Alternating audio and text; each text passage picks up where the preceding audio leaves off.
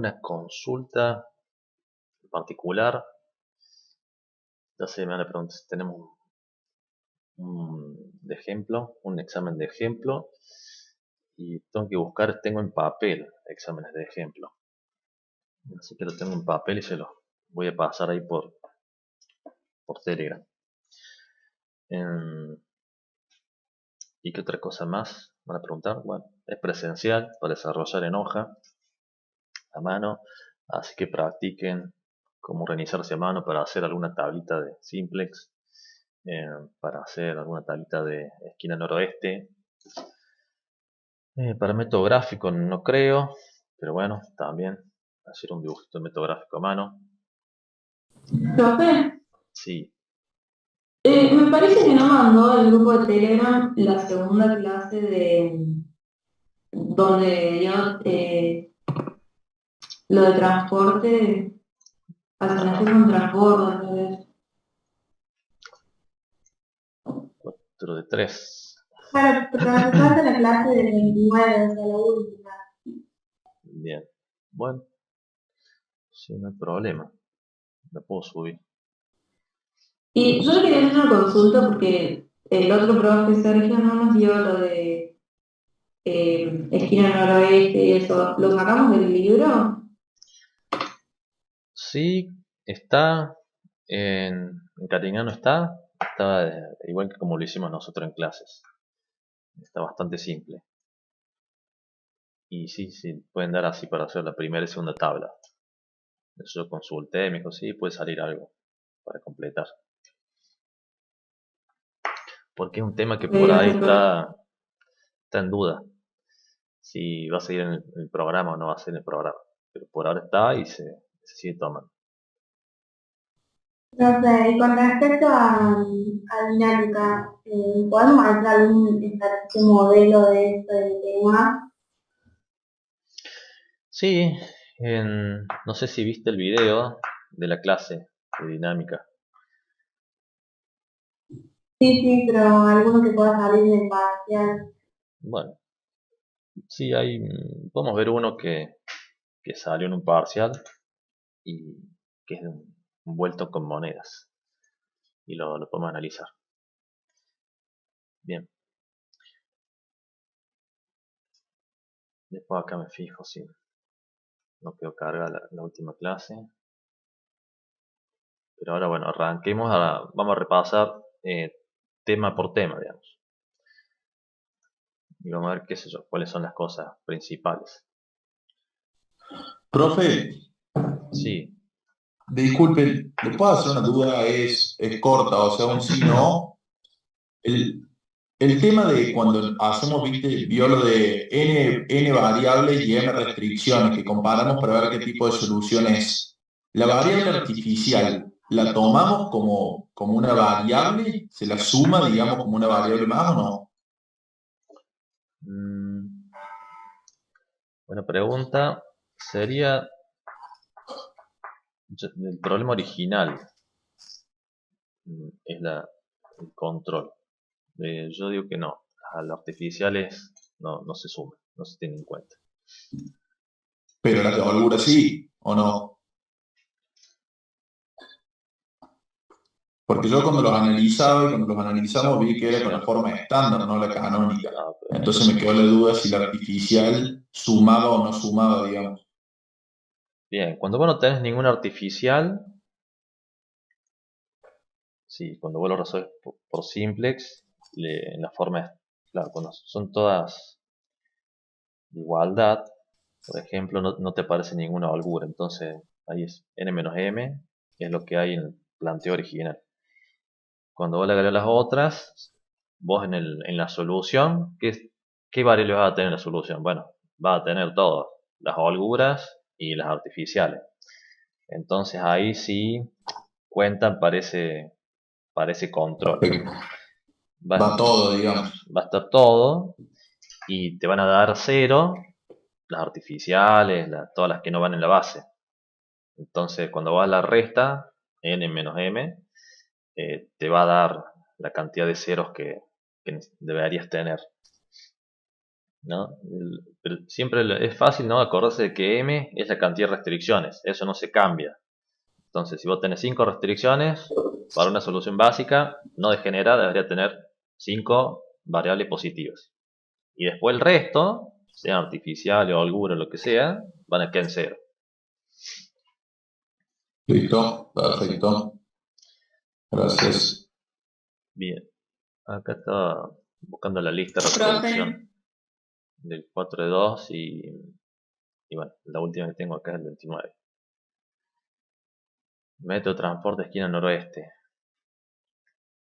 Profe, una Sí. consulta. Sí, Se escucha. Eso justo hablando de esa clasificación. Para identificar si es no degenerada y degenerada, digamos, ¿es que en la no degenerada hay la misma cantidad de restricciones? ¿O cómo era para comparar eso? o sea, es más fácil de clasificar la degenerada, que vos tenés Ujú. 5 restricciones, entonces esperás 5 variables positivas. Si tenés en la solución óptima 4 variables positivas y una cero, esa es degenerada. ¿Entendés? Bueno, muchas gracias. Cuando no logras tener las 5, bueno, ahí hay una que es 0 y esa es degenerada. Gracias. Bien. Bueno, ¿no es esta la clase que me estaban pidiendo que cargue? Sí, profe, eso es. Bueno, acá en la lista está. O sea que capaz que la cargue después. No se tiene el link de la lista. No sé, profe, si están ocultas, porque yo entré a su canal de Sí, YouTube y están ocultas. puedo ver clases de otros años, pero de este año no. Solo las que manda a Telegram puedo abrir este año. Claro, es que siempre las comparto ocultas. Tienen que tener los links. Ahí en la lista esa, si abren la lista, creo que tienen que ver todos los que están en la lista. Confírmame ahí si se abre la lista, si te aparece todo. Esta lista Sí, también están todas. es Gracias. oculta, esta lista también. Bien. Bueno, vamos tema por tema, recordando cosas y ver si surge alguna duda. Acá lo que es método gráfico. Método gráfico, ¿qué tenemos? El proceso, ¿no? ¿Se acuerdan que era simple de tomar las restricciones y convertirlas en rectas? Entonces, ahí tomo, qué sé yo, esta restricción, las X, las F, despejamos si una era 0, entonces la otra cuánto valía, dibujamos las restricciones, dibujamos la función objetivo, identificamos si maximizaba para allá y minimizaba para el centro de coordenadas, y ahí buscábamos según fuera de maximización o minimización el punto óptimo. Bien. Después hay que saber nomás clasificar que sea un espacio de soluciones era cóncavo, convexo. Y tiene que ser convexo, no puede ser cóncavo, ¿no? Es decir, que solamente lo cruza el espacio de soluciones, entra y sale. No puede entrar, salir y volver a entrar, ¿no? Entonces tiene que ser convexo. Entonces tenemos el acotado. Una duda con esto. Sí, Por ejemplo, en el caso de mínimo que se mueve hacia el origen, la función objetivo, sí, ¿qué punto tiene que tocar? ¿El que está más cerca del origen o el que está más alejado? Para que sea la claro. solución óptima. Y si minimiza para acá, entonces la función objetivo, último punto que toca es este. Entonces el que Bien. está más cerca, de alguna manera está más cerca del origen. Sí, sí. Depende de la inclinación de la curva, de la función objetivo.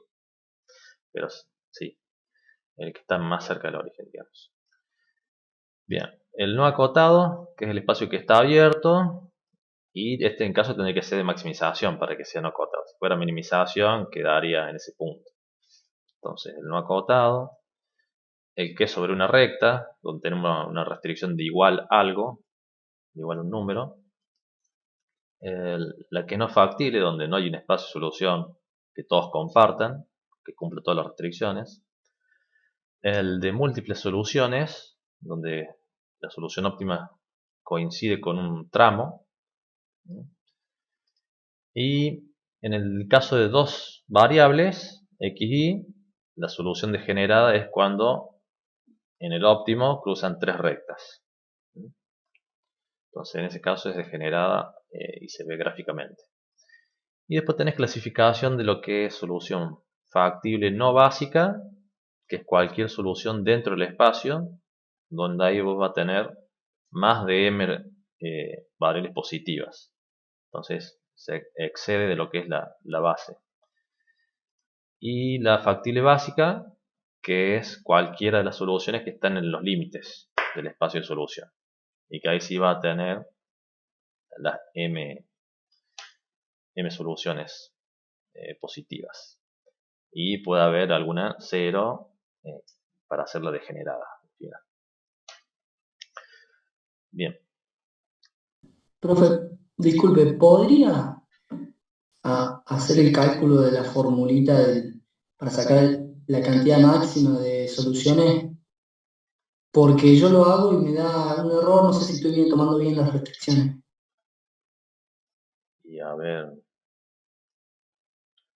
el planteo de este.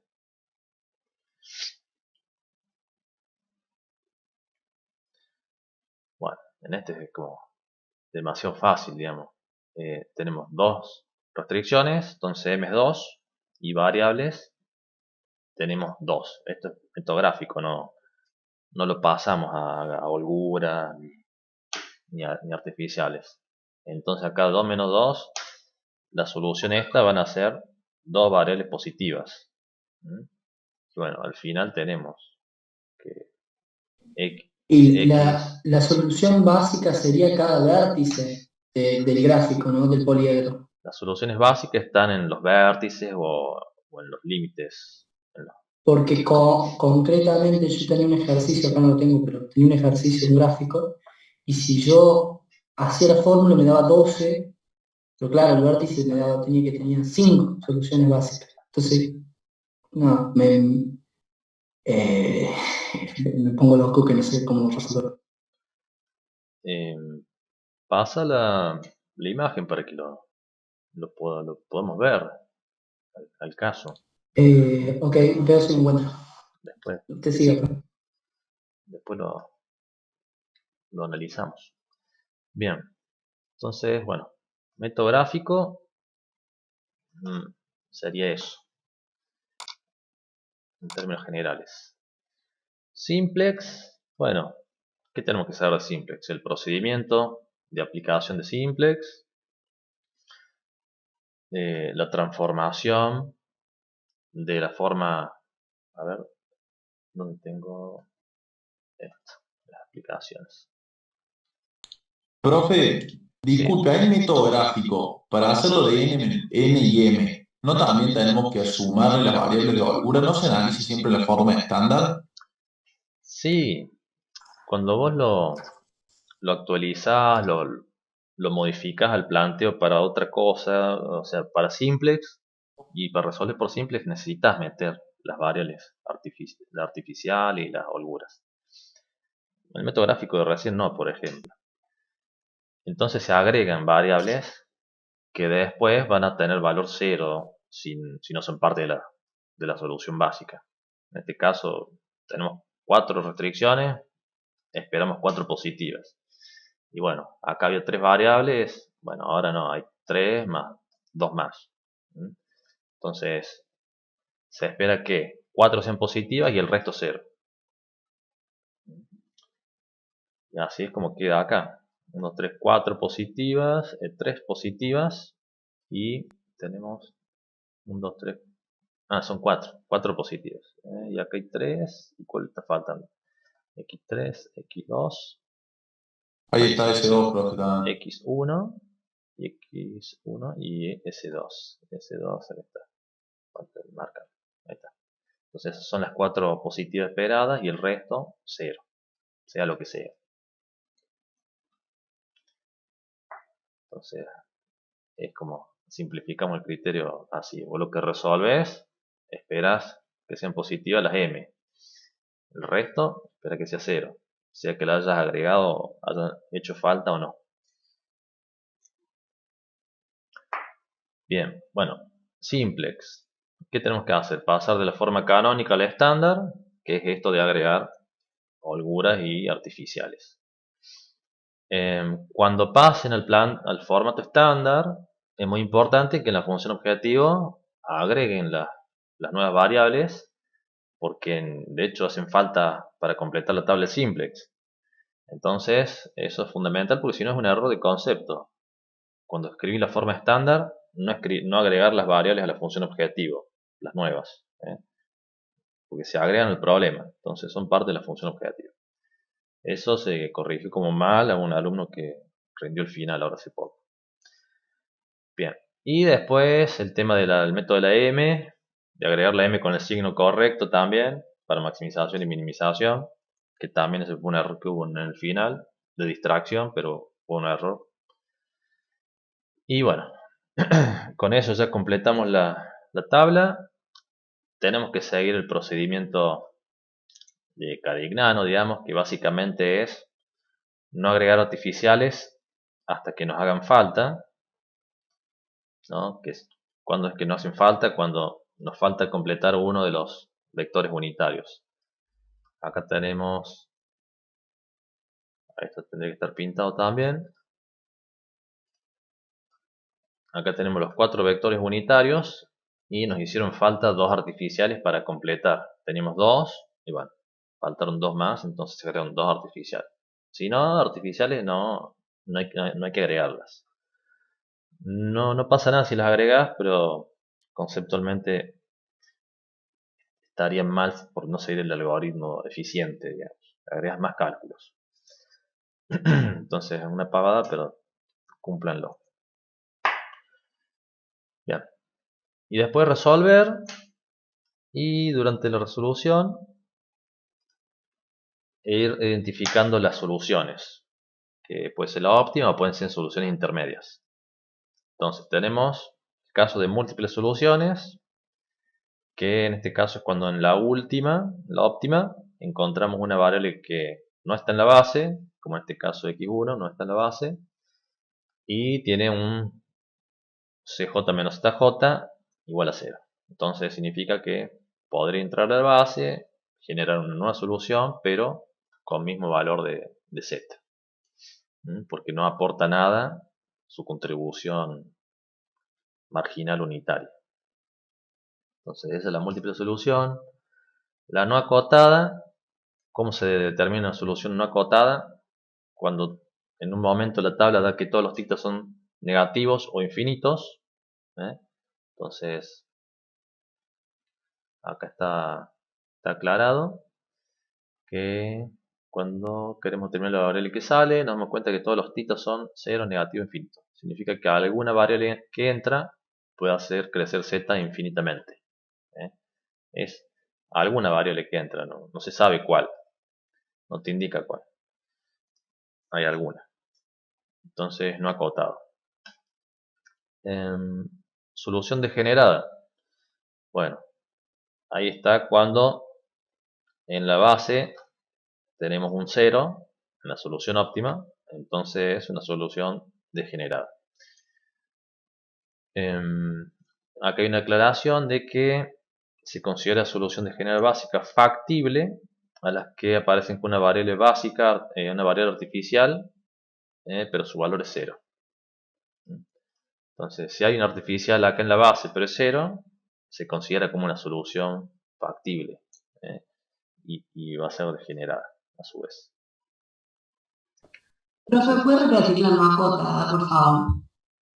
La no acotada es cuando vos querés determinar la variable que sale, en este caso alguna de estas dos, y haces la división, solución sobre tasa sustitución, y todos los valores acá serían negativos o división por 0, que sería el infinito.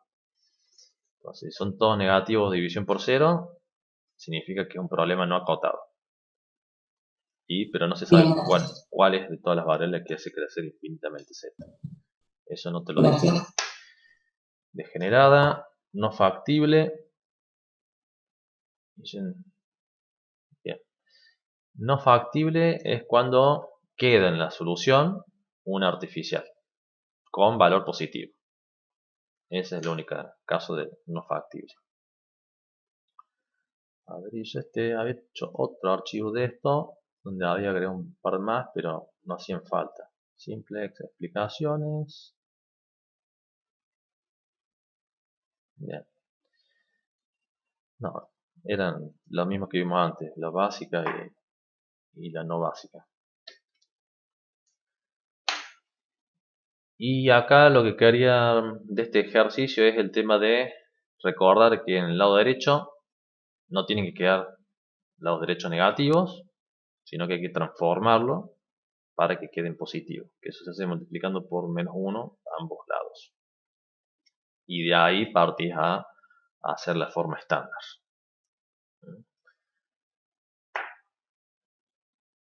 Y eso es como digamos para decir, bueno, simplex. ¿Qué es lo importante de simplex? A ver si tengo... Esto es lo que había agregado. Factible básica y factible no básica. Bien.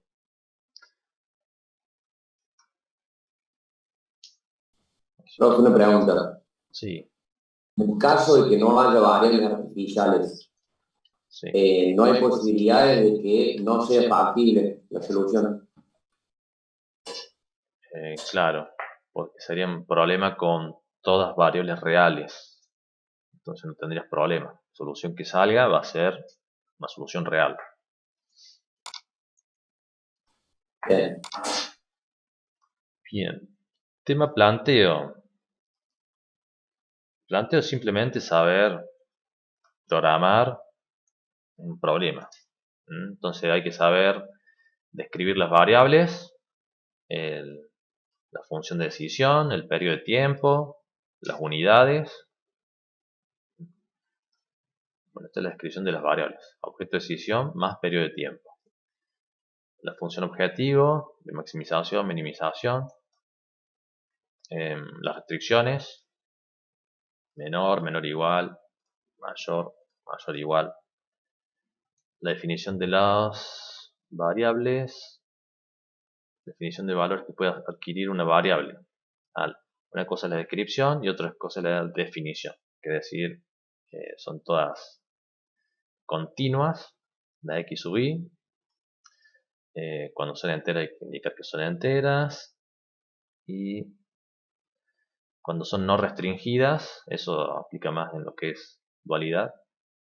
Que hay que poner nr no restringida. Y bueno, las que son mayor o igual a 0. Las continuas mayor o igual a 0. Y cuando son binarias, la i sub i 0, 1. Digamos. Esto es el planteo. Escribir bien la definición de las variables que son, qué significan, la función objetivo, que es también definirla bien. Es decir, que yo maximización de ganancias por la producción y venta de productos en un mes, ¿no? Entonces el objeto y el periodo. ¿Y qué más hay en planteo? Nada, básicamente eso. También en simplex, digamos, hay que saber definir las holguras y excedentes. Pero eso es más para el teórico. No sería algo esperable en el práctico. Pero sí, sépanlo. Holguras son recursos no utilizados. Excedentes son superación de un límite de mínima exigida. Vamos por dualidad. Profe, Sí, se va a pedir, por ejemplo, en análisis de sensibilidad y eso, definir, por ejemplo, qué significa el valor de z en un simple, o sea, el z de alguna variable en un simple, o eso es teórico. es más teórico de describir. Describa el significado de las variables, no sé, de la función objetivo, de las holguras. Es más del teórico. Pero yo no lo descartaría porque por ahí el profe toma algunas cosas medias teóricas en los exámenes, por experiencia le digo. Entonces, ténganlo claro. La función objetivo hay que describir. ¿Qué es? ¿Maximización de qué? De la producción, de qué, de los productos, en qué periodo, un año, un mes, una semana. Bueno, ese es el objetivo bien definido. Y bueno, después las restricciones, hay que saber decir, bueno, esto es exigencia mínima de componentes en la mezcla, eh, disponibilidad de recursos, exigencia mínima de producción, límite de mínimo de producción. Y después la holgura. Recursos no utilizados sería la holgura y el excedente sería superación del límite mínimo exigido. Eso. Y artificial no tiene definición. Es variable artificial. Simplemente haz eso nomás, así.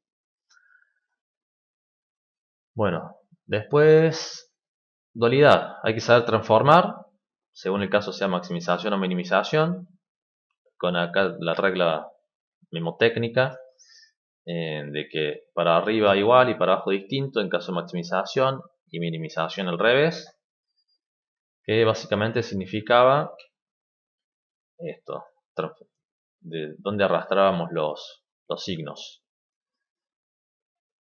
Cuando era maximización, el signo acá de la condición de no negatividad sube acá a ser los signos de las restricciones, y los signos de las restricciones bajan a ser las condiciones finales, y acá se llama no negatividad y acá condiciones finales, ¿no?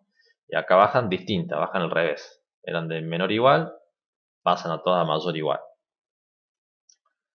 Simplemente eso. Acá me preguntaban, qué sé yo, si estaba al revés, si eran de mayor igual, ¿no? Acá pasaban de menor igual.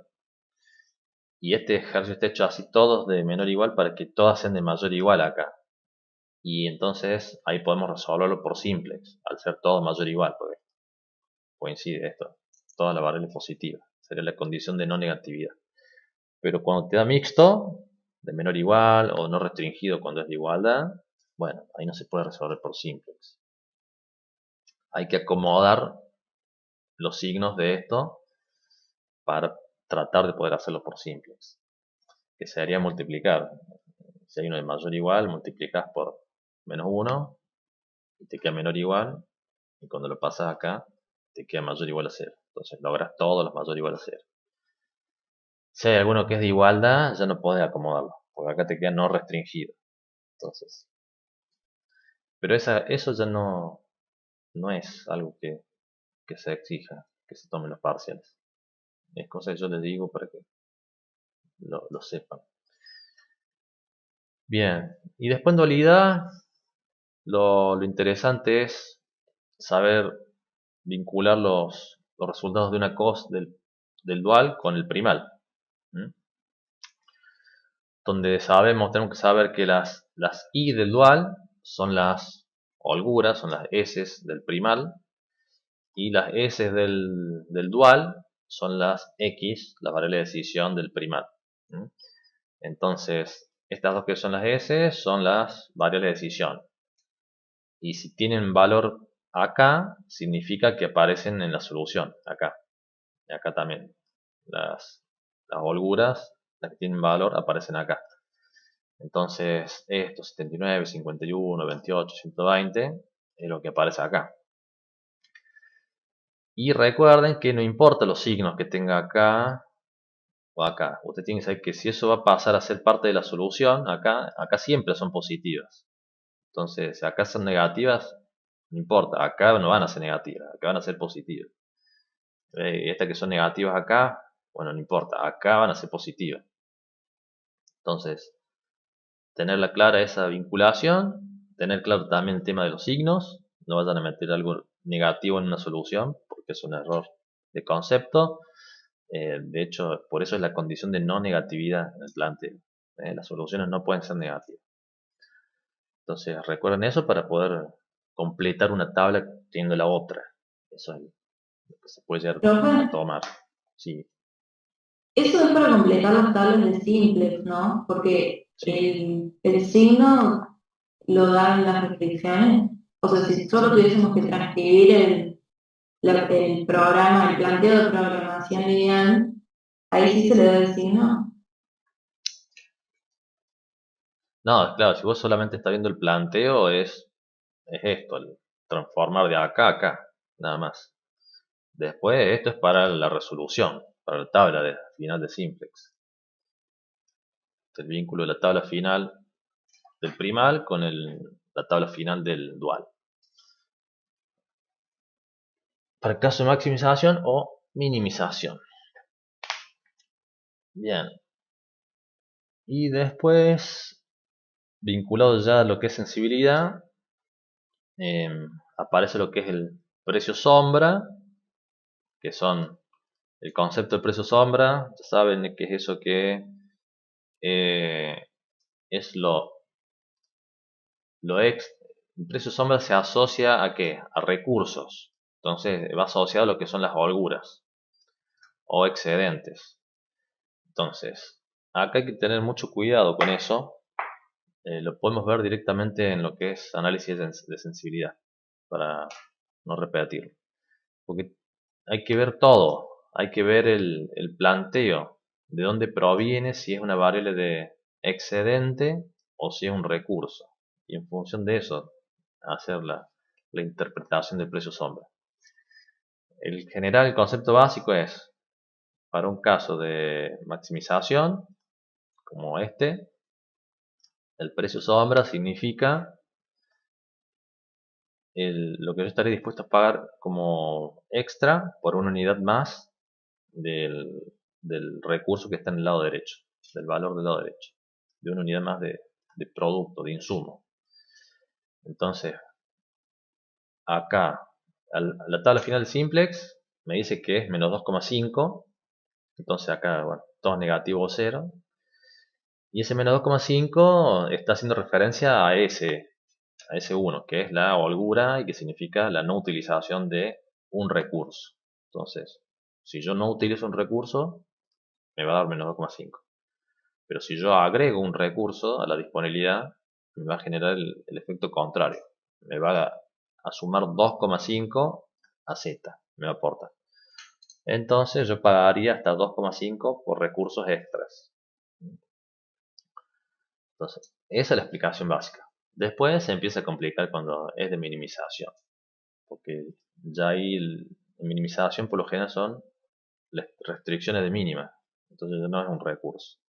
Entonces yo Profe, estoy diciendo si per- amplío la restricción de mínima, ¿cómo va a afectar a Z? perdón, hay algo que no entiendo. Usted dice que en la solución, en el dual, siempre son positivas, Acá, pero sí, pero si usted dice que sube igual o sube distinto, depende del máximo mínimo, ¿qué pasa si el y nos queda menor o igual a cero como restricción? no se puede ¿O resolver no? por simplex. Ah, no se puede resolver, esa sería la respuesta. Claro, Ah, ok. porque en ese caso, claro, te estaría permitiendo una variable positiva ahí. Y no. Simplex siempre es mayor o igual a 0, todo, no negatividad. Los software lo resuelven por otros métodos, pero no por simplex. ¿Mm? Bien, entonces, dualidad es eso. Vincular bien y transformar bien.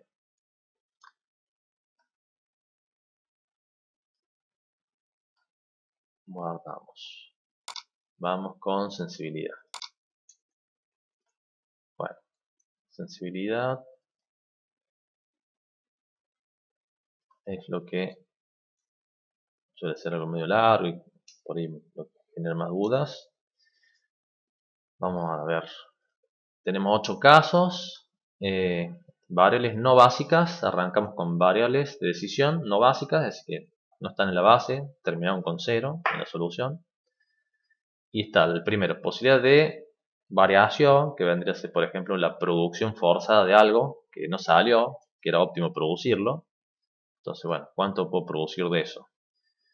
Y después, no básica, variación del coeficiente. Bueno, no está en la base, ¿cuánto podría variar el coeficiente de ese producto, ya sea un costo o un precio de venta, para que compita con los otros que están en la base y tenga la posibilidad de entrar? O sea, que genere múltiples soluciones.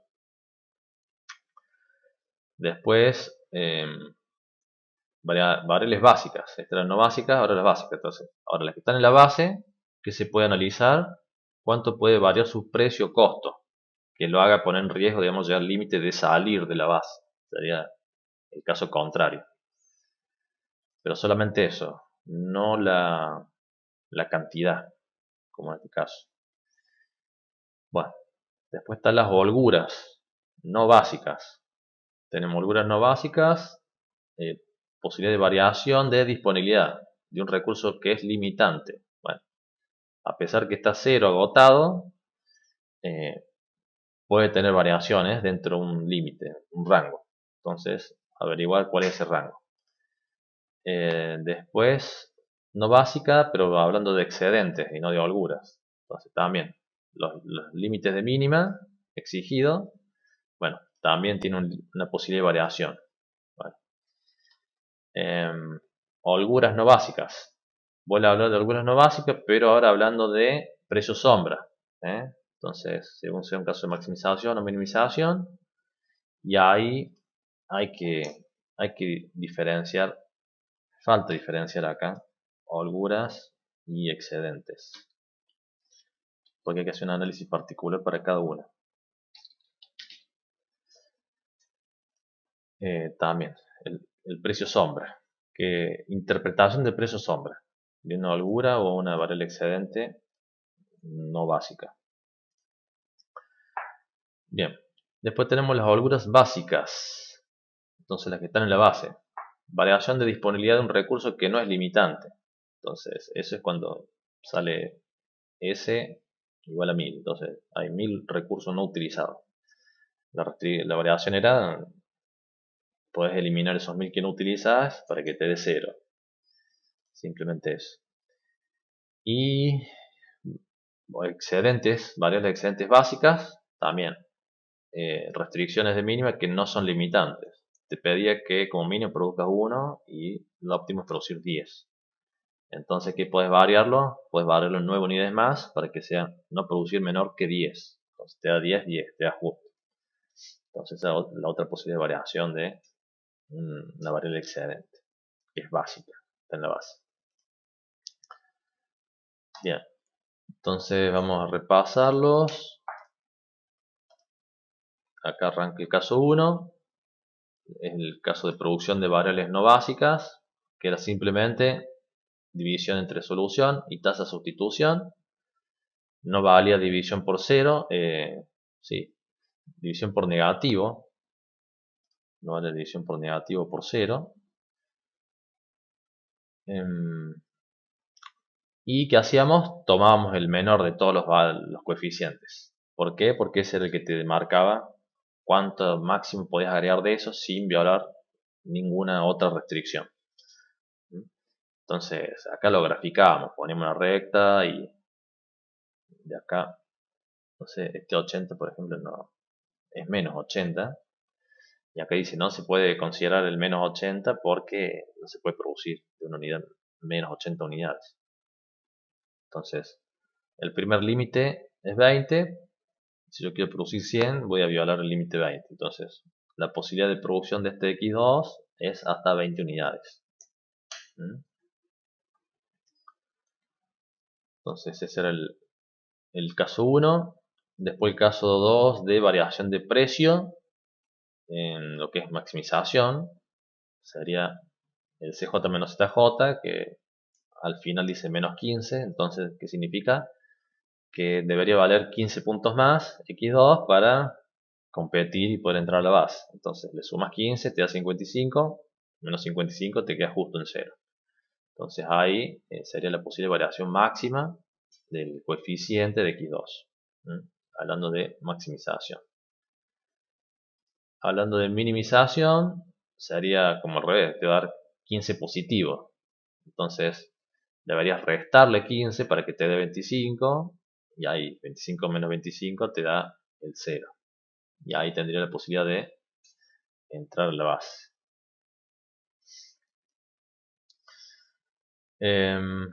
Variación de coeficiente, precio, variables básicas. Ok. X1 tiene un coeficiente. Acá es 110 el coeficiente. Bueno, ¿cuánto puede variar ese coeficiente? Y bueno, se hacía la división del menos 15 sobre el 0,5. Y esto te da tanto variación como positiva o negativa del precio. Las dos valen. En este caso sí, el coeficiente puede variar para arriba o para abajo. Eso no hay problema. Entonces acá nos van saliendo las divisiones, todas aquí dice menos 30, menos 100, menos 110. Bueno, dieron todas variaciones negativas. Bueno, la variación primera es la que cumple con todas las otras posibilidades. En cambio, si varias menos 110, estás violando a esta restricción. Entonces siempre la más chica, la variación más chica, tanto negativo como en positivo. Para el caso de minimización es lo mismo. Nada más que lo que es distinto es que no es un precio, sino es un costo. Entonces es tasa de sustitución, no, CJ menos ZJ sobre tasa de sustitución. Y también te da positivo o negativo, te da la variación del costo. En cuánto puede variar el costo de X2, por ejemplo.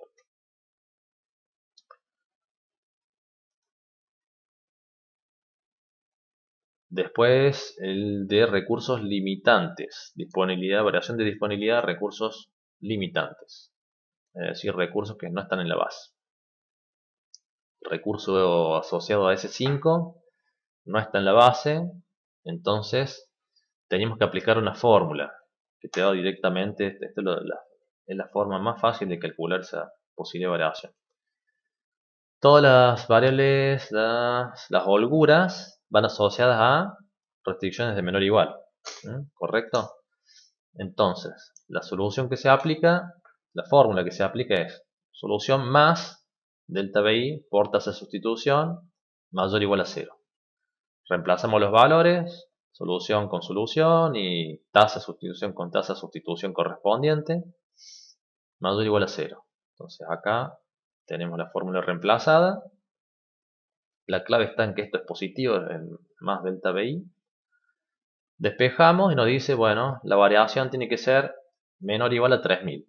Entonces significa que me está diciendo que debe ser de 3000 para abajo. Después nos dice que el delta debe ser mayor o igual a menos 4000. Entonces, ¿qué significa? Que tiene que ser de menos 4000 para arriba. Y acá dice de menos 5000 también para arriba. Entonces, de menos 5000 para arriba. Bueno, hacemos todos los cálculos y vemos las posibilidades de variación. Para abajo hasta menos 4000 y para arriba hasta 3000. Entonces, ahí nos da directo la posible variación. Cuando hablamos de variable excedente, la clave está en que provienen de todas de restricciones de mayor o igual, y lo que aplica es la misma fórmula, pero lo que hace el delta BI es el menos delta BI o menos delta B. ¿Por qué no le pongo el BI? Porque no es un recurso, es un límite de mínima. Entonces ahí es donde el detalle de tenerlo bien claro. Pero es la misma fórmula. Solución, tasa de sustitución mayor o igual a 0. Entonces hacemos los calculitos con cada restricción. Acá hay 3.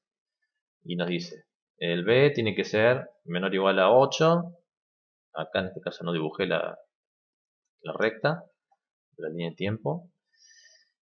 Nos dice que tiene que ser menor o igual a 40, entonces de 40 para abajo. Y mayor o igual a menos 10, entonces de menos 10 para arriba. ¿Cuál sería el rango entonces? Para abajo hasta menos 10 y para arriba hasta 8. No el 40, hasta 8. Choca con eso. Entonces ahí tenemos la posible variación de esa exigencia de mínima, que vendría a ser esta restricción. Mayor o igual a 60. S3. Bien. Bueno, acá llegamos al precio sombra. Le puse recursos limitantes, holguras y excedentes no básicas, holguras y excedentes no básicas. Esto es lo que tengo que mejorarlo. A ver, para maximización está clarito. Acá S5 se supone que proviene de un recurso, de una variable de una restricción de menor o igual. Entonces, si yo quisiera agregar recursos B5, me aportarían 1.1 de beneficio. Entonces sería lo máximo que yo pagaría sobre el precio actual del recurso eh, para comprar unidades extras. Dentro de la posible variación del recurso ese. Fuera de esa posible variación, no, ya se cambia la solución óptima, ¿no? Entonces, dentro del rango de posible variación, pagaría un extra de 1.1. ¿Qué historia hay con el reporte de Lindo? Que el reporte de Lindo te lo da ya interpretado al precio sombra. ¿Qué significa eso? En este ejemplo vemos que dice 1.1 positivo, no sale como menos 1.1. ¿eh? Y acá no dice precio sombra, dice dual price. Entonces, dual price es el precio sombra interpretado. ¿Qué significa interpretado? Si es de maximización y es positivo, entonces lo positivo es que aumente. Entonces, bueno, dice 1.1 es lo que te va a aumentar a Z 1.1. Si esto fuera negativo, significaría que reduciría, porque es negativo para maximización, la reducción. Bien.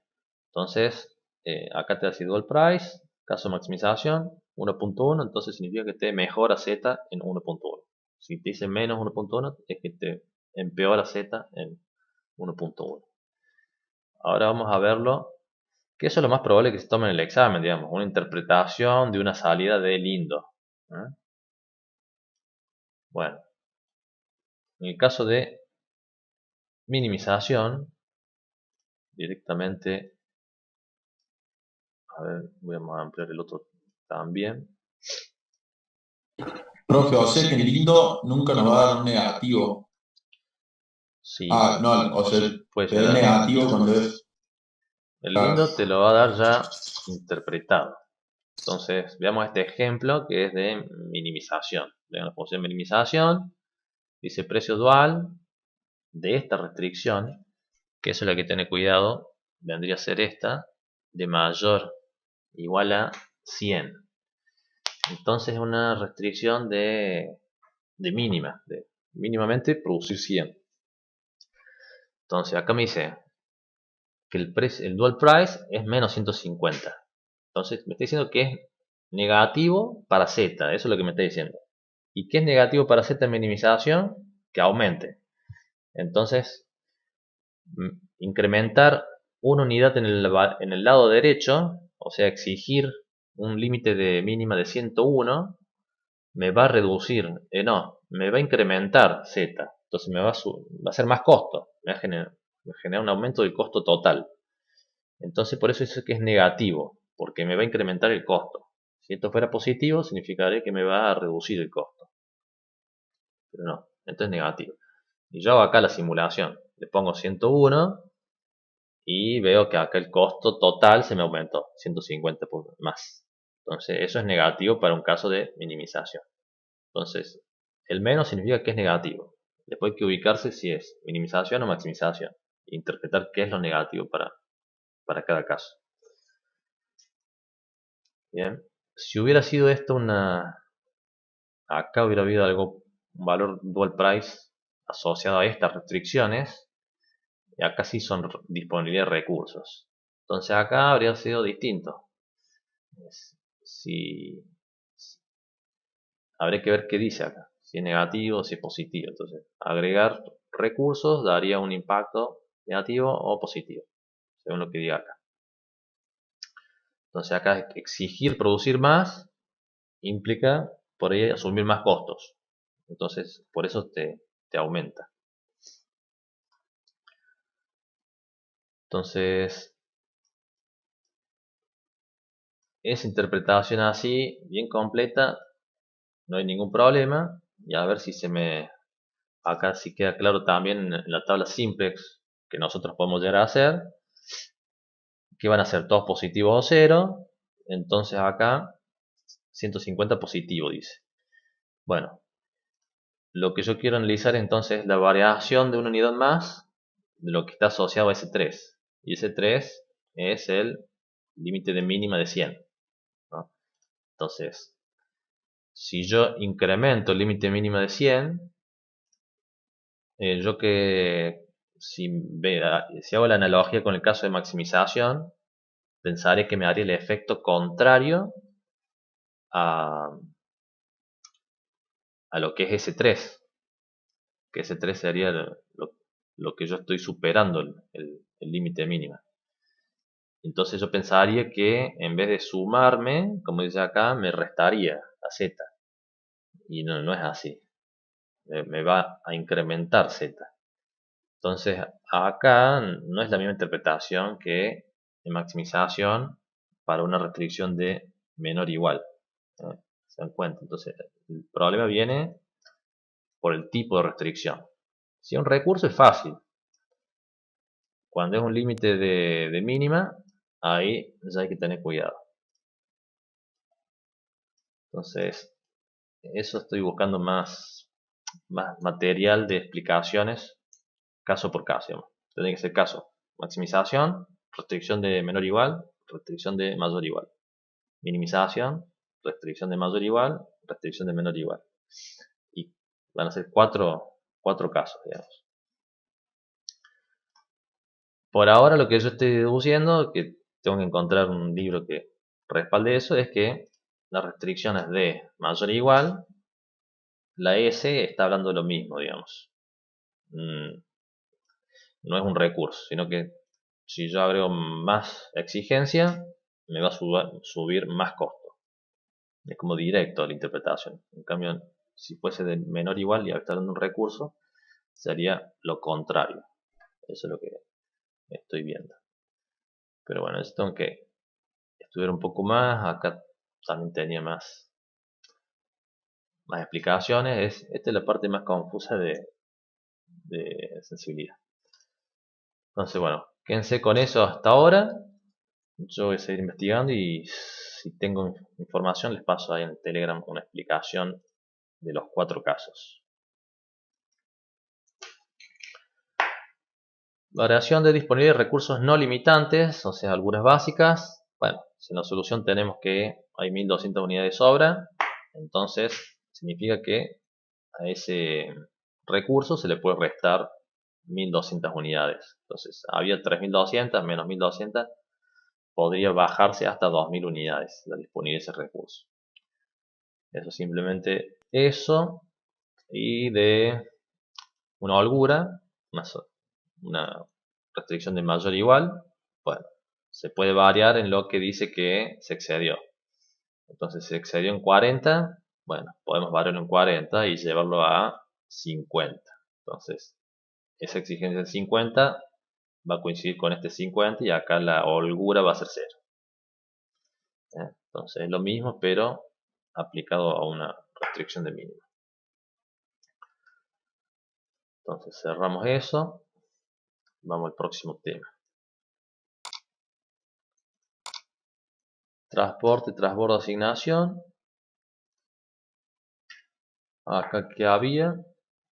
Bueno, saber balancear, ¿no? Interpretar el problema, oferta y demanda.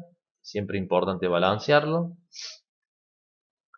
Y hacer el planteo correctamente. La función objetivo con todas las variables, incluyendo las artificiales si hace falta. Y las restricciones. Restricciones de oferta por un lado. Todas niveladas, ¿no? Todas de igual. Que a veces hace falta esto, digamos, nivelar la oferta con la ficticia. Y todas las de demanda. Bueno, también. Todas niveladas las demandas. Incluyendo la ficticia. En el caso de que la demanda sea mayor a la oferta, se agrega una oferta ficticia para lograr la igualdad de todas las restricciones. Entonces eso es oferta y demanda. Para el caso en que hay más oferta que demanda, entonces se agrega oferta ficticia. Y acá, bueno, aplicamos la oferta ficticia la demanda ficticia para lograr las igualdades, tanto la restricción de oferta como la restricción de demanda. Acá está toda la demanda artificial o ficticia. Después viene lo que es con transbordo, donde metemos los nodos de por medio, donde lo que se agrega es las ecuaciones de transbordo, que todo lo que ingresa menos todo lo que sale es igual a 0. En el caso simple, cuando el nodo no agrega ni consume nada. Si agregara algo, estaría acá como parte de lo que suma, y si restara algo, estaría como parte de lo que resta.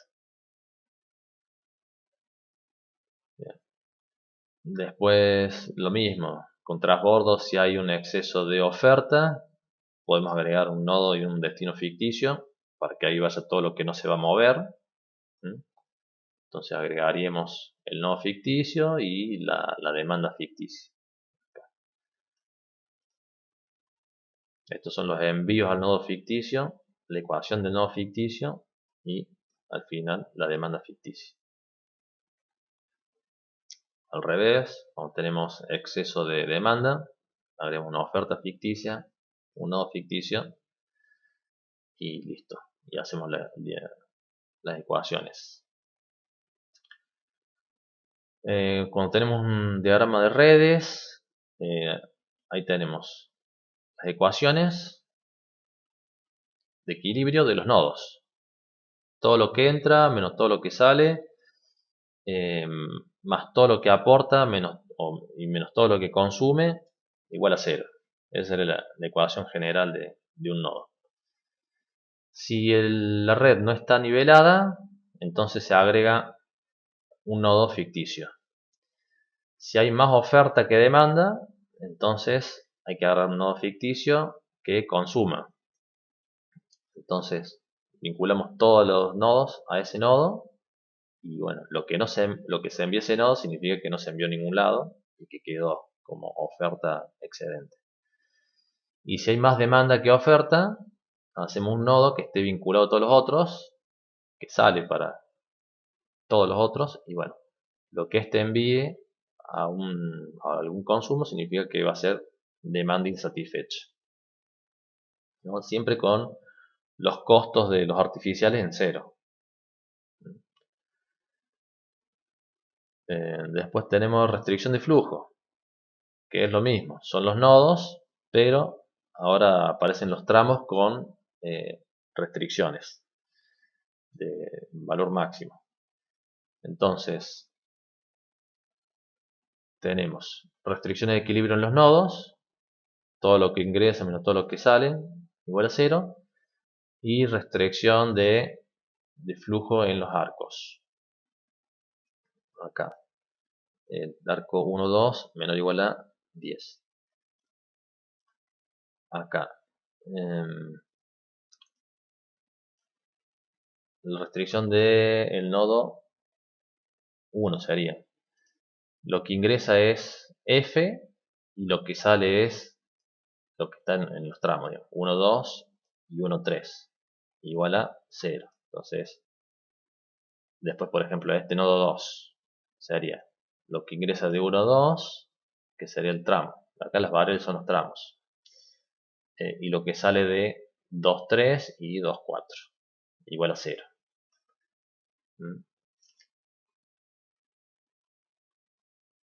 Entonces, acá va orientado a los tramos.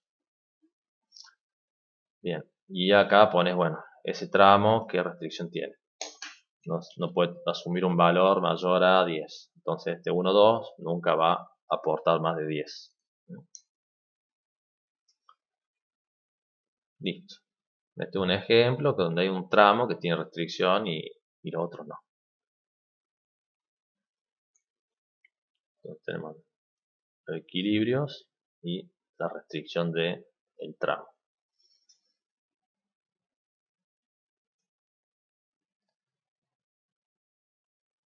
Eso sería transporte, transbordo, redes y flujo.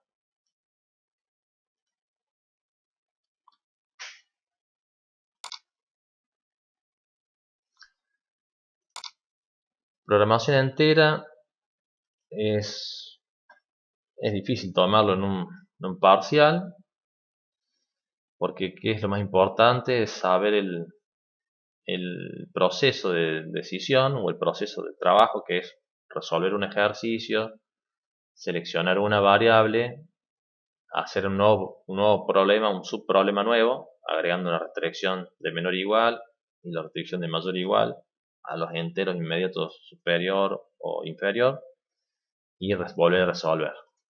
Y después volver a interpretar.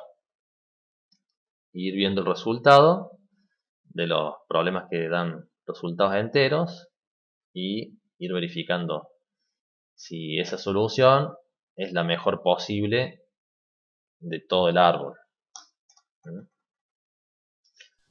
Profe, y de planteo, para usar las variables binarias, tampoco, o sí. ¿Cómo? No te entiendo. ¿En planteo con variables enteras?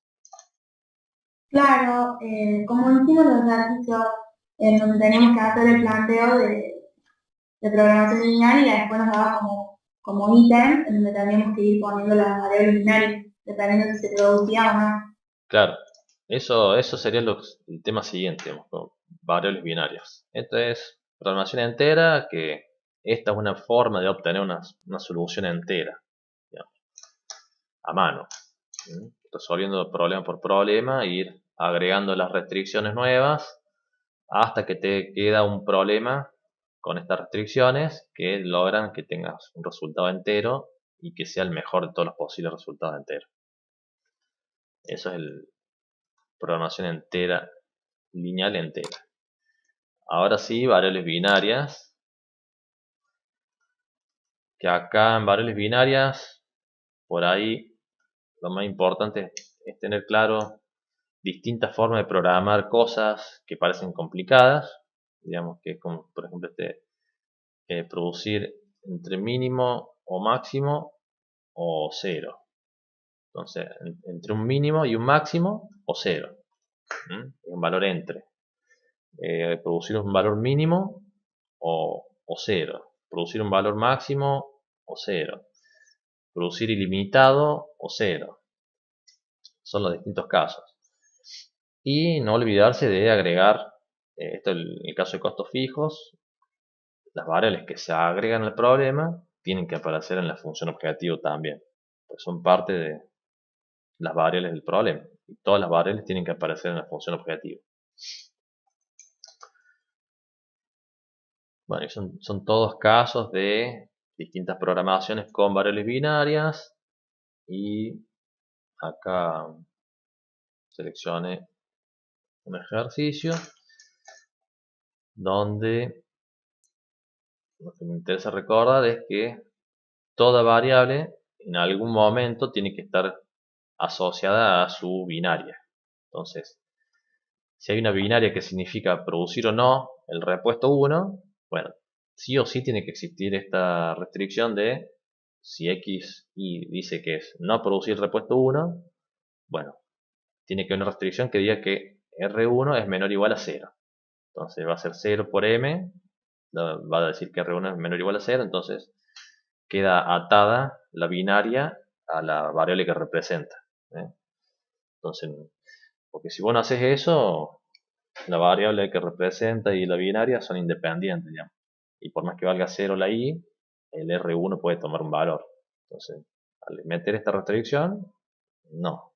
Si 0, R1 es 0. Si es 1, entonces sí puede tener valores. ¿Cuál valor? Bueno, acá no le restringe, ilimitado. Entonces esa es la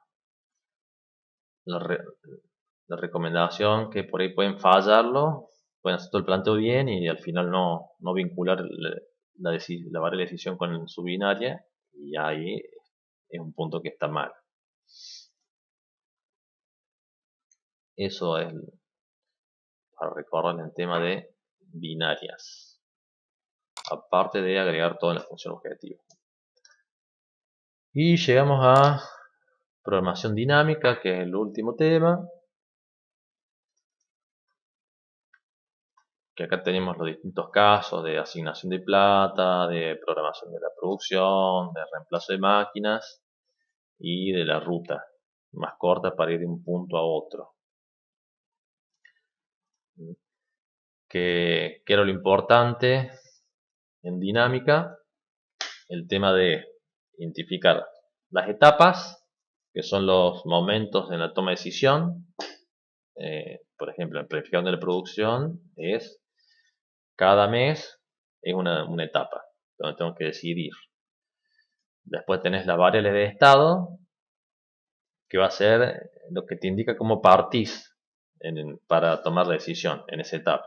Es decir, el stock que yo tengo disponible, bueno, es tanto. Entonces, la variable de decisión va a ser cuántas unidades debería producir. Y bueno, Profe, a mí me cuesta mucho la parte de la función recursiva, formularla. ¿Podemos hacer un par de ejemplos? sí, bueno, después ahí abrimos el archivo y vemos un ejemplo.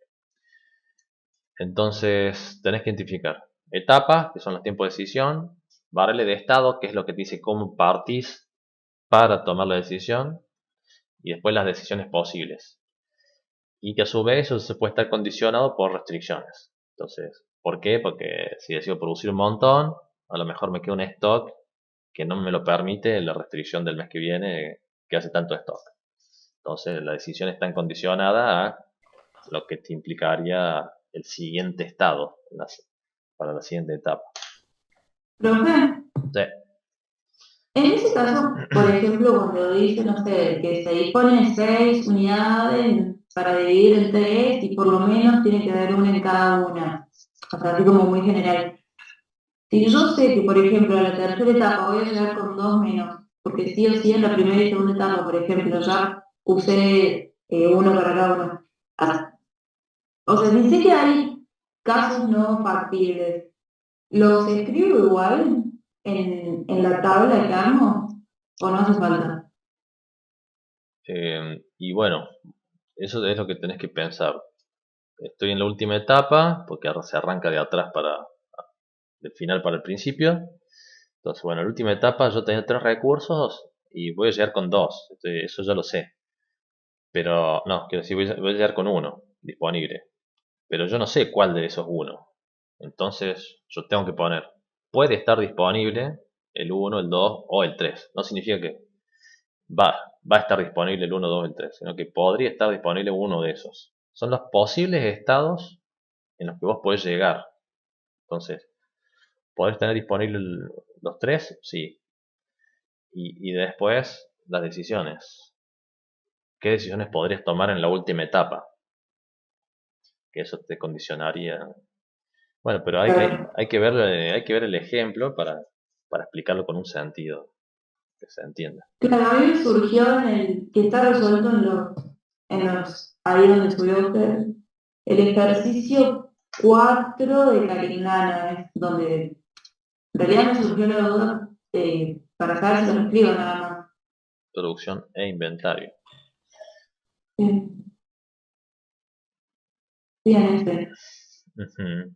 Acá dice que el stock podría ser 0, en cuyo caso tu única decisión es producir 200, debe ser eso porque es una exigencia, es la demanda, 200. Dice poder llegar con 100, en cuyo caso tu decisión sí o sí va a ser producir 100 para completar los 200. Y podría llegar con 200, en cuyo caso la única decisión es producir 0, porque ya tenés los 200 y no querés que te quede stock al final. Claro, mi duda es arriba, en las variables de decisión que pongo arriba, que pueden ser 0, 100, 200, 300, 400. Como en alguna de las restricciones era que no quedara stock, está la posibilidad de producir 300, 400, 500, pero no es factible porque no podés, porque al final tiene que haber 0. Entonces mi duda es si los escribo como están en el ejercicio o si no hace falta. Y acá esto en realidad depende de estas. O sea, si vos tenés 0, tu posibilidad va a ser decir 200. Si tenés 100, vas a tener 100, y si tenés 200, va a ser 0. Entonces, estas posibilidades dependen de los posibles estados iniciales. Entonces, cada estado inicial te dispara las posibilidades de decisión. Entonces, estos son los que mandan, digamos. Entonces, si puedo llegar con 0, me dispara una posible decisión. Si puedo llegar con 100, me da otras decisiones, y con 200, otra decisión. Y ahí se completa el cuadro final, en función de los posibles estados finales. ¿Y por qué acá dice que la capacidad máxima de almacenamiento es 200? Entonces, por eso es que el estado máximo posible es 200. Y obviamente que son producciones de lote de a 100, porque si no habría estados intermedios. Claro, gracias, profe. Bien. Entonces lo mismo en la etapa anterior. Necesitas entregar 300. Y bueno, las posibilidades de producción es hasta 500, entonces te sobra. Puedes tener 0, puedes tener 100, puedes tener 200 y no puedes tener más de 200 porque la capacidad de almacenamiento te permite hasta 200. Entonces llegas hasta ahí.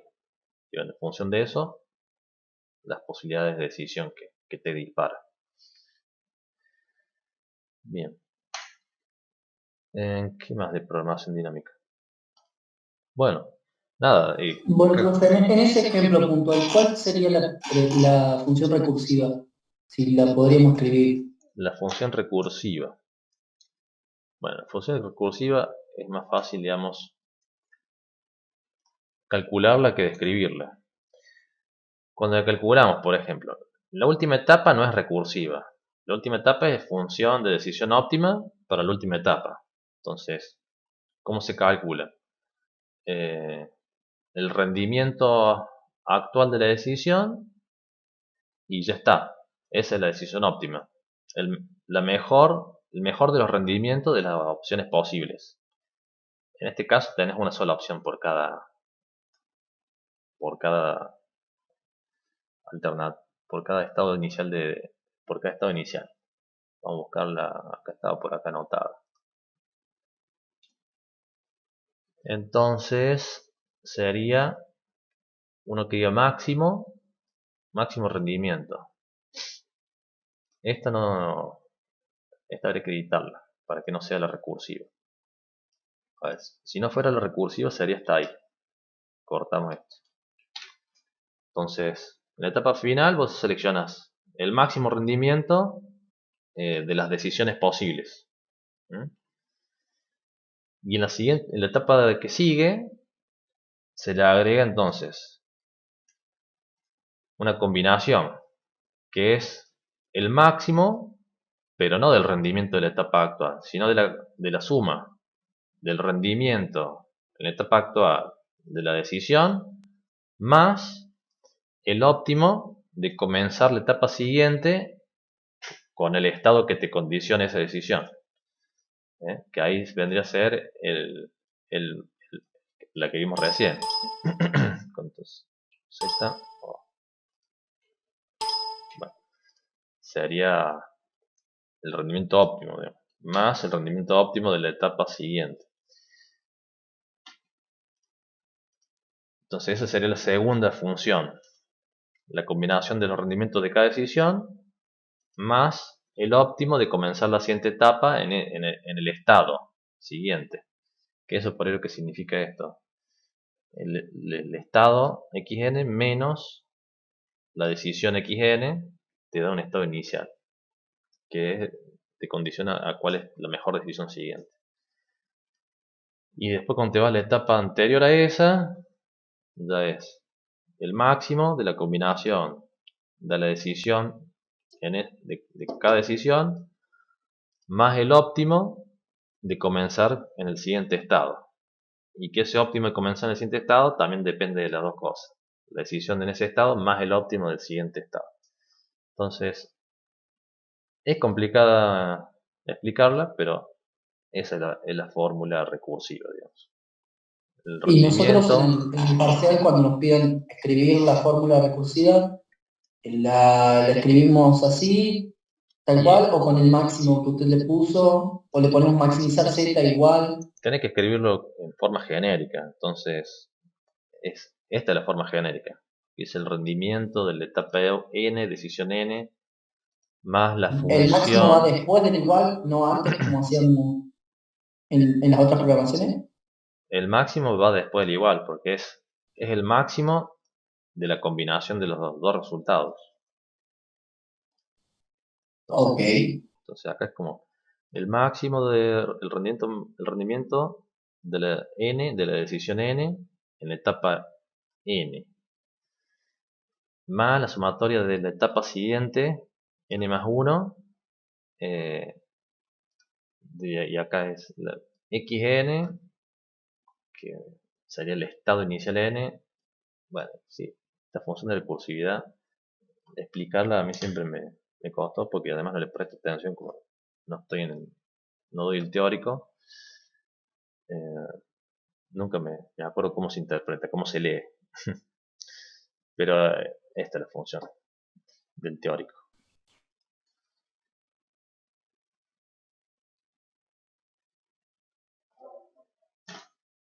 Bien. Y acá yo había seleccionado este ejercicio. Hay un ejercicio de ambulancias que en la clase asincrónica que dejé grabada. De hecho, acá un alumno se dio cuenta que había un error.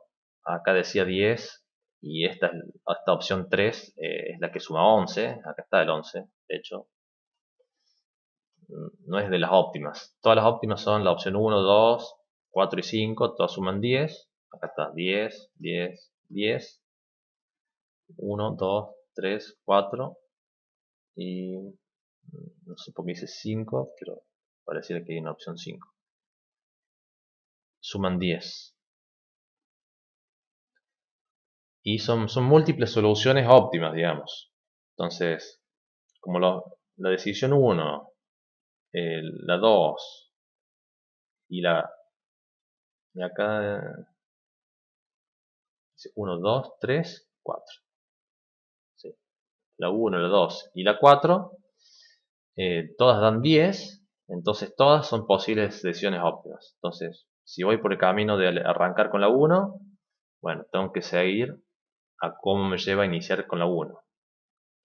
Si decido ir por la 2, tengo que seguir el camino de cómo me lleva a haber asignado 2 ambulancias. Entonces, si era una ambulancia, el siguiente estado de las 6 que tenía disponible voy a arrancar con 5. Si designo 2 ambulancias, el siguiente estado va a ser arrancar con 4. Y si designo 4, el siguiente estado va a ser arrancar con 2. Bueno, todos los caminos que después resultan de esa decisión inicial, todos dan el mismo resultado. Entonces, todas son decisiones óptimas. Acá dice ambulancia distribuir. Entonces, opción 1 era 1. Después asignar otra vez 1. Y al último asignar las 4. Esto es un control de que en total suma 6. ¿Y cuáles van a ser los tiempos total? Van a ser 5, 4, 1. En total suma 10.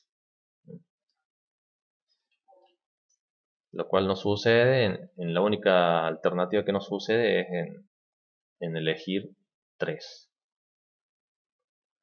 Yo pongo 6 posibilidades porque va del 1 al 6. El estado inicial es 6.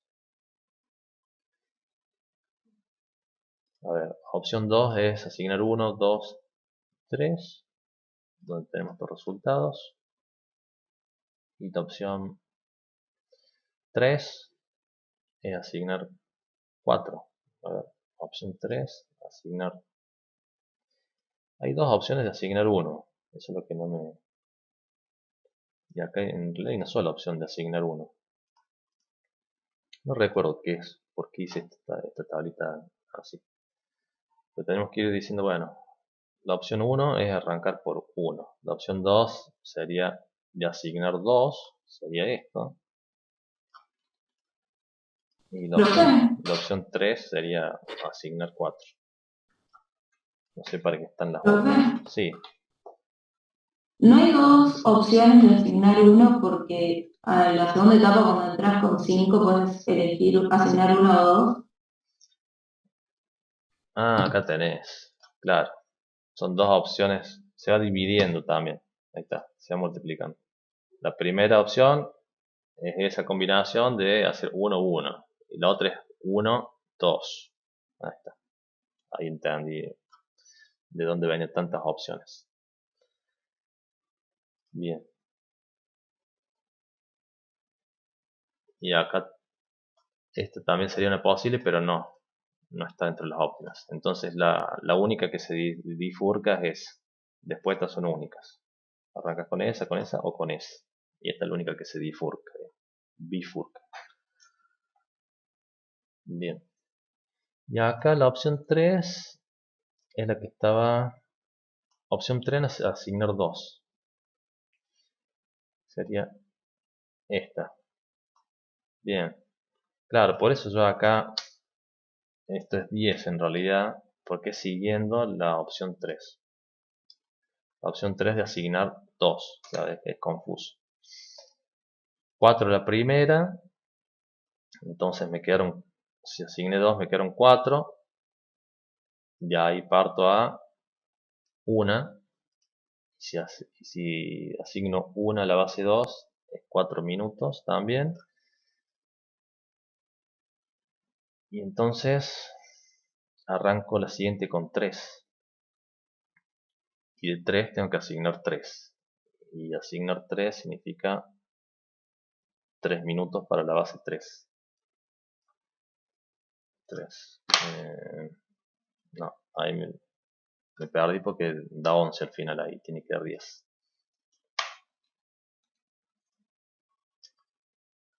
Entonces la primera es 2, suma 4.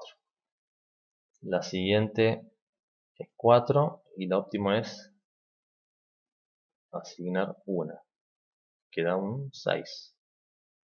6 total.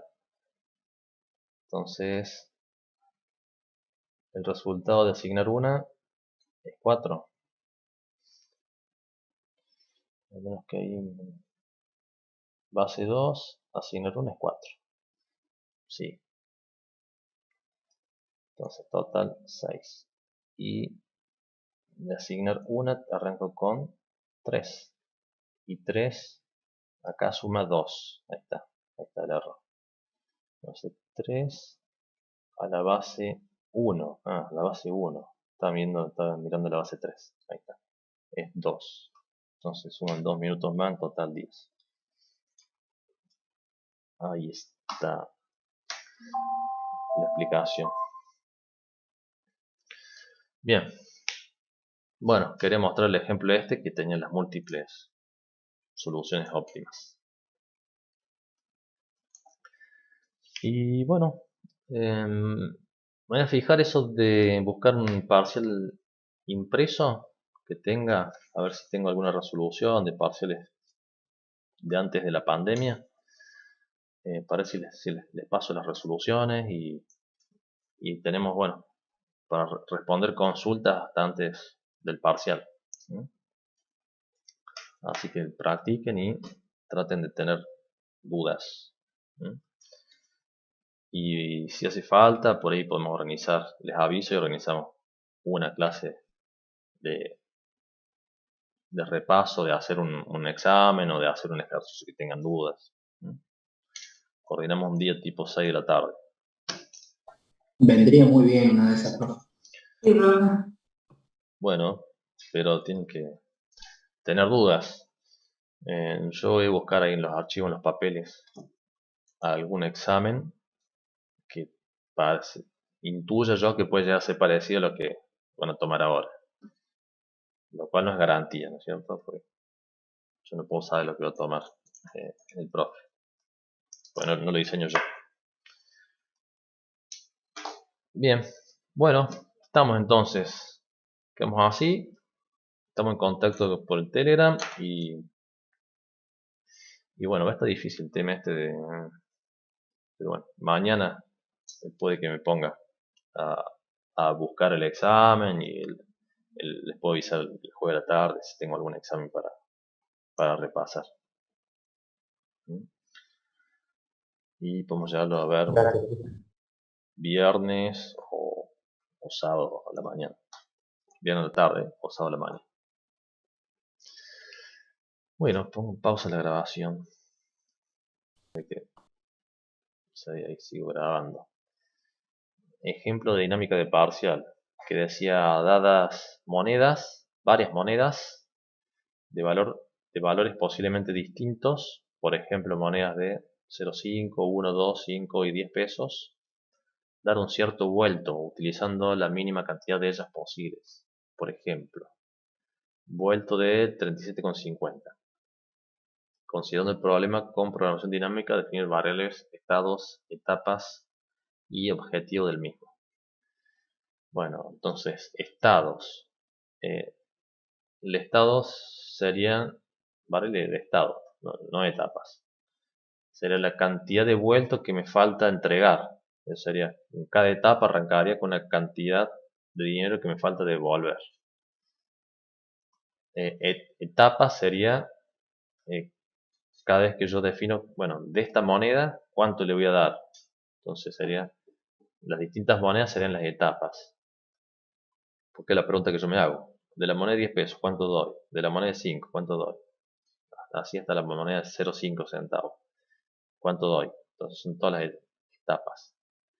Estados, ¿cuánto me falta devolver? Y decisión, bueno, ¿cuántas monedas darle de cada tipo? O sea, cuando estoy en el de 10, ¿cuántas monedas de 10 dar? Y objetivo, minimizar la cantidad de monedas totales para devolver el dinero o entregar el vuelto de 37,50. Entonces, estas etapas se pueden organizar en cualquier orden, no tienen restricción de orden estas etapas. Hay etapas que sí tienen restricción de orden, esta no. Entonces digo, bueno, lo ordeno de menor a mayor, pongo moneda de 10. Bueno, variable de estado. ¿Cuántas monedas de 10 puedo tener? Y eso tiene más que ver con el vuelto. Tengo que devolver hasta 37,50. Entonces, puedo tener 0 monedas, 10, 20, 30 monedas.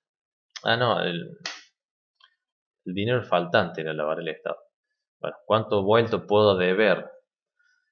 Y bueno, como son monedas de 10, no puedo tener 37,50 porque no podría devolver 37,50. Podría deber 0, 10, 20 o 30, tampoco 40 podría deber porque no llega a 40. Entonces mi deuda puede ser esta. Y bueno, ¿cómo la cubriría? Bueno, con 0, con 1, con 2 o con 3. Después volver a la etapa siguiente. Y la decisión óptima sería cada una de las mismas. Cantidad 0, 1, 2 o 3. Y función, el resultado óptimo sería cantidad de monedas que utilicé. Que sería buscando siempre la mínima cantidad. Entonces acá hubiera sido 0. Acá no está completado. 1 o 2. Y la decisión hubiera sido entregar 0. O las decisiones son la decisión 1, la decisión debería ir nombrado como 1, 2, 3, pero bueno, la decisión 0, la decisión 1, la decisión 1, la decisión 2 y la decisión 3. Después sigo con la moneda 5. Bueno, ¿cuáles son las posibles deudas de vuelto? De 0 a 35. Solamente marqué la que iba a ser la óptima. ¿Cuántas monedas debería dar de 5? Y 4 por 5, acá tengo 20. ¿Por qué? Si doy 5, cantidad de monedas 4. No. Acá la cantidad de monedas dice 1. en este estado de devuelto que debo 35, voy a decidir dar una moneda. Y el resultado de esto es la cantidad de monedas que voy acumulando. Doy una moneda de 5 y después arranco con la deuda de 30. Y al arrancarla con la moneda de 30 doy 3 de 10. Entonces se suma una moneda de 5 más 3 de 10, me da 4 monedas. Que ese es el rendimiento que voy obteniendo. La moneda de 2, no, la moneda de 2, sí. 5, 2, sí, está bien, 2. Moneda de 2 tendría que tener valores pares. Hasta, bueno, no sé, capaz que 37. Bueno, con la moneda de 2 habría que ver todas las posibilidades. Podría tener 37. No tiene que ser valores pares. Podría dar 37 y ahí se me suma. Una moneda de 2 daría más el óptimo de arrancar con 35 de deuda. Claro, en 37 menos 2 me queda 35. Y arrancaré con la deuda 35. Y después la última es la moneda de 1. Que ahí daría 0 monedas de 1. Arrancaré con una deuda de 37. Y al principio todo, la deuda completa daría una moneda de 0,5 más el óptimo de arrancar con 37 de deuda. Entonces, al final, no está hecho todas las posibles decisiones. Daría que con 5 monedas yo lograría dar el vuelto de 37,50. Que va a ser una de 0,5, ninguna de 2,